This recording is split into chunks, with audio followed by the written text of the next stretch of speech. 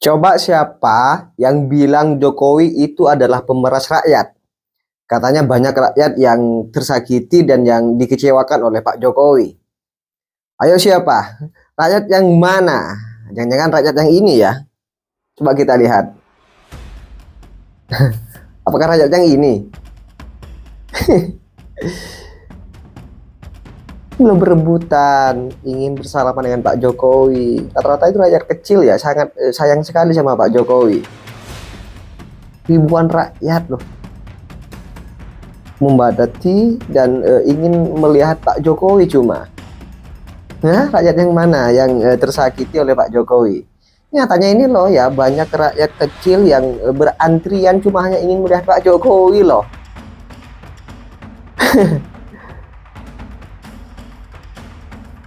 Lihat kan, lihat sendiri kan. Dan kemudian kalau kita bicara demo ya, demo mahasiswa yang kemarin yang mengatasnamakan kepentingan rakyat, lalu apa mengatasnamakan mewakili rakyat, lalu rakyat yang mana? Buktinya banyak rakyat yang kecewa atas aksi demo tersebut malahan. Ini coba kita lihat. Ya kan? Masyarakat merusak pagar kampus.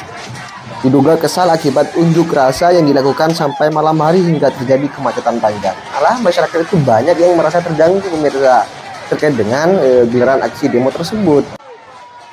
Ini lalu kalau seperti ini yang kita lihat secara apa ada buktinya kan, ada videonya kan. Lalu rakyat yang mana yang kalian wakili? Kan seperti itu. Ini kepentingan rakyat atau kepentingan apa sih? Kenapa rakyat itu tidak merasa terwakili? Ya kalau cuma rakyat yang 16%, jangan mengatasnamakan rakyat dong.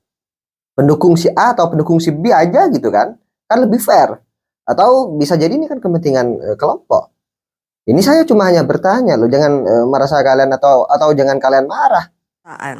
Hukum digeser maknanya dari hak keadilan yang hakiki menjadi alat intimidasi. Konstitusi yang harusnya menjadi landasan pokok bagi pemimpin dan seluruh rakyat Indonesia untuk dijalankan dengan seluruh-seluruhnya ternyata bisa seenaknya dibelokkan arahnya. Kemudian pemirsa, kalau kita bicara tentang sosok Megawati, ya Megawati itu tidak cuma hanya satu kali atau dua kali yang selalu teriak dengan terang atau lantangnya bahwa Pak Jokowi itu adalah perusak demokrasi. Pemerintah sekarang itu adalah pelabrak aturan atau norma-norma atau undang-undang Indonesia. Tidak cuma hanya satu kali atau dua kali, selalu Megawati itu seakan-akan paling patuh, paling taat menjaga konstitusi, ya kan? Seakan-akan seperti itu. Malahan kalau kita putar video Ki Haji Abdurrahman Wahid di beberapa tahun yang lalu ini kan, coba kita dengarkan. Anda ini kayak orang geblek, nggak bisa bedakan kepemimpinan kok bilang begitu. Ya, kalau Anda nggak bisa bedakan ya sudahlah sana, ngapain sih ikut-ikutan di sini? Mau tahu kepemimpinan saya menghargai kedaulatan hukum. Kepemimpinan Megawati tidak menghargai hukum. Kepemimpinan Megawati tidak menghargai hukum, melainkan penyelesaian politis. Itu sudah dibuktikan dengan melancarkan saya manggil rapat di rumahnya di Kebagusan. Itu kalau mau tahu. Nah, ya kan? Kalian lebih percaya Kiai Haji Abdurrahman Wahid atau sama Megawati? Makanya jangan selalu teriak-teriak seakan-akan dirinya paling bersih. Ini kan malu sendiri kalau diputar. Dan kemudian juga ini sangat masuk akal sekali ya, stand up comedy. Malah ini di depan kantor PDIP. Coba kita putar terlebih dahulu mirsa. Ini sangat menarik dan sangat lucu sekali dan sangat tamparan keras sih sebenarnya juga bagi PDIP. Coba kita dengarkan dulu. Saya salut sama Bu Megawati. Karena Bu Megawati dengan lantang berani menjilat. Saya memang komika spesialis menjilat. Bu Megawati mengatakan kalau pemilu 2024 itu adalah pemilu terburuk sepanjang sejarah. Dari sini kita tahu teman-teman, kalau Bu Megawati itu orang yang sangat menghormati azas demokrasi. Kalau kalah. Nah, kalau kalah. Kali ini Bang Adian nggak ketawa. Bener kan? Kalau kalah, kalau menang ya diam. Kita sudah lihat sendiri di 2014 sampai 2019 katakanlah, dan sampai 2024 ya cuma hanya ketika beda dengan pemerintahan dan kemudian renggang dengan Pak Jokowi, akhirnya PDIP itu seakan-akan paling nasionalis, paling menjaga konstitusi kita di Republik ini. Saya bicara seperti ini pemirsa, dan saya mengulas atau memutar ulang video yang seperti ini biar masyarakat itu tahu, biar masyarakat itu tidak gampang terprovokasi terkait dengan beberapa komentar atau argumentasi dari pengamat-pengamat politik yang selalu tampil di televisi, yang selalu mengadu domba antara masyarakat dan pihak pemerintahan. Kiranya seperti itu. Dan kemudian langsung saja biar kalian tambah luas terkait dengan situasi di Republik ini, dan biar kalian juga paham apa yang terjadi atas aksi demo tersebut. Langsung saja kita simak terlebih dahulu terkait dengan komentar dari Bang Kodari ini pemirsa. Klaim-klaim higher moral ground itu runtuh. Bahwa at the end of the day, the so-called PDI Perjuangan dan Ibu Megawati, ia politisi, partai politik, as such, bahwa dia ingin memenangkan kontestasi, dan dia berusaha mencari strategi terbaik untuk memenangkan kontestasi tersebut. Gitu. Ya balik lagi, bahkan Sumatera Utara sekalipun, Anda gandeng Edi Rahmayadi itu apa kompatibel? Saya yakin enggak lah. Edi Rahmayadi itu kan Anies versi Sumatera Utara. Tapi kan 11-12 kan begitu kan. Tapi kalau dilihat dari background dan kampanye segala macam kan dicalonkan juga. Semangatnya semangat yang sama waktu itu. Iya, iya. Tapi kan Edi Rahmayadi kan bukan dinasti kan. Tapi kalau Airin kan dinasti par excellence. Letter luck gitu ya. Par excellence. Nah, sekarang Bu Airin apa ngomong soal dinasti? Maaf ya. Bu Airin itu ketika dia pidato ya, dengan menceritakan bahwa dia akan maju lewat PDI Perjuangan bersama dengan Ade Sumardi, saya ini sudah keliling sekian ribu desa, aspirasi warga sudah dititipkan kepada saya ingin berjuang untuk rakyat di Banten. Apa kemudian kita nggak percaya dengan itu? Alasan lu aja lu, karena sebenarnya lu kan mau dinasti.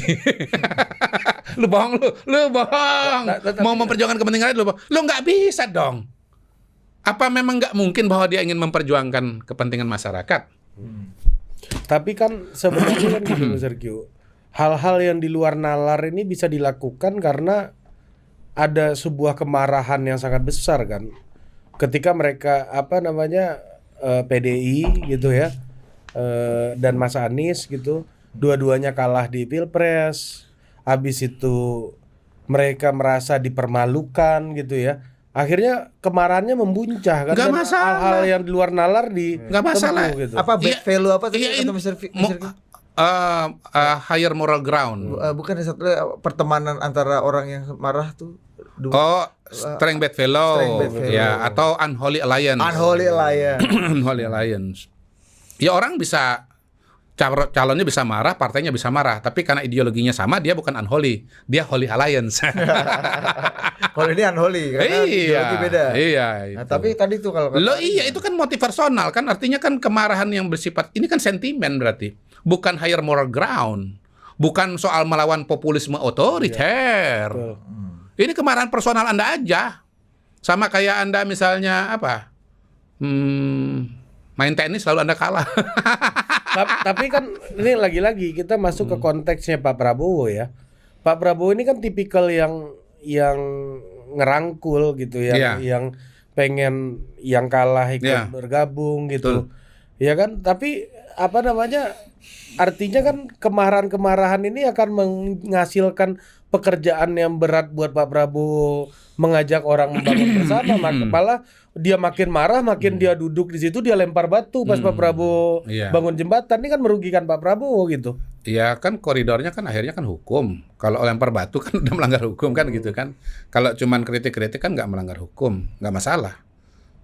Nah gini, Pak Prabowo itu ya barangkali ya kalau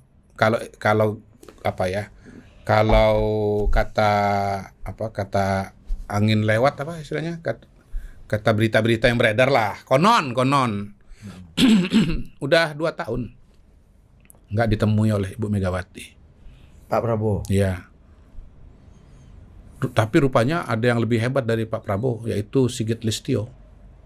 Karena Bu Mega mau ketemu dengan dia nggak temui Bu Mega. Dari pidato hari ini ada kan Kalau 3 pidato hari kali ini, ya, dasarnya 3 kali. pidato hari ini ya. Walau alam ya kita nggak tahu kan ya. Pak Prabowo mau ketemu dengan Bu Mega, Iya. nggak dikasih waktu. Iya. Bu Mega mau ketemu dengan Pak Sigit, nggak dikasih waktu. Jadi yang lebih hebat siapa?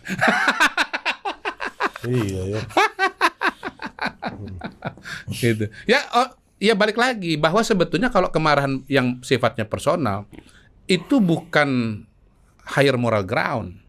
Itu bukan soal melawan populisme otoriter, itu kemarahan biasa yang dibungkus dengan retorika populisme otoriter. Ya, namanya orang marah Pak Mr. Q, jangankan dibungkus pakai retorika. Orang marah menyalonin Anies saja dia mau, apalagi bikin retorika gitu loh. Pasti selalu ada. Yang Iya. penting itu kan kita membongkar ya. Kita membongkar apa namanya bungkusan-bungkusan ini. Enggak, maksudku gini, dalam suasana ini saya jadi ngerti gitu ya, kenapa dari pengumuman capres ke pelantikan presiden yang baru itu waktunya agak panjang. Satu memang mempersiapkan, kedua itu beres-beres apa yang luka-luka yang dalam kemarin gitu.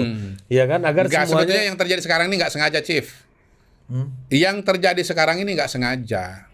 Urutannya begini. Nggak, gini, kalau kita bicara negara Di luar ya. skenario. Di luar skenario. Apa? Misalnya apa ya? Gini, kita bikin rumah aja ya. Saya kan pengalaman bikin bangunan tuh berkali-kali. Yang kita rencanakan itu dengan sudah diimplementasikan itu buahnya itu suka meleset-melesetnya. Hah? derivasinya jauh ya. Iya, antara yang kita bayangkan bentuknya, perencanaan waktunya, dan yang paling menyakitkan adalah biayanya. Duit yang terkumpul ini kan. Iya, yang di ARB-nya sekian gitu, keluarnya lebih banyak lagi gitu. Oh, berarti ini rumah yang Mas Rizky lagi renovasi di tetangganya Mas Gibran ini, Enggak, bukan. Ini bikin rumah. Dan menurut saya itu eksplisit sekali dalam pidatonya Pak Jokowi dan Pak Surya Paloh kemarin itu lucu banget. Gimana Mas Rizky? Highlightnya gimana highlightnya? Ya, saya dengan kata Pak Surya Paloh, saya dengan Pak Jokowi ini ya kadang sama pendapat, kadang beda. Redaksinya saya lupa persis ya, jadi mohon maaf kalau salah, tapi kurang lebih begitu. Pak Jokowi pun juga mengatakan. Oke, mungkin saya rasa cukup pemirsa terkait dengan argumentasi atau statement dari Bang Godari ya. Seperti apa komentar kalian, tulis di kolom komentar. Dan sekali lagi pemirsa, jangan lupa tekan tombol subscribe-nya biar kalian juga tidak ketinggalan informasi terbaru dari channel ini. Dan salam demokrasi dan salam NKRI.